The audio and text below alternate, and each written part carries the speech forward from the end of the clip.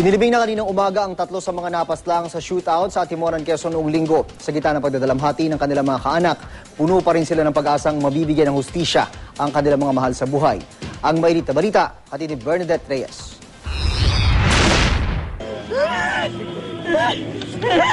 Hirap si Aling Belen, ina ni Jerry Siman, na tanggapin ang pagkamatay ng anak. Isa si Jerry sa 13 napatay sa madugong enkwentro noong isang linggo sa Atimonan, Quezon. Si Aling Belen, kailangan pang akayin ng mga apo para mahiwalay sa taol ng anak. Dumating ang labi ni Siman sa Holy Family Cemetery sa Calamba pasado 8 kaninang umaga. Tikom ang bibig ng asawa ni Jerry pero batid na puno siya ng hinagpis at dalamhati. Ang isa sa mga kapatid ni Jerry, matipid na naging sagot tungkol sa investigasyon. Sana lang mabigyan silang lahat ng justice. Sa katabing puntod, inihimlay ang pinsan ni Jerry na si Victor Atienza. Hindi rin nagpaunlak ng panayang mga asawa at mga anak ni Atienza. Pero bakas sa kanilang muka na matapang nilang hinaharap ang pagpanaw ng yumaong mahal sa buhay.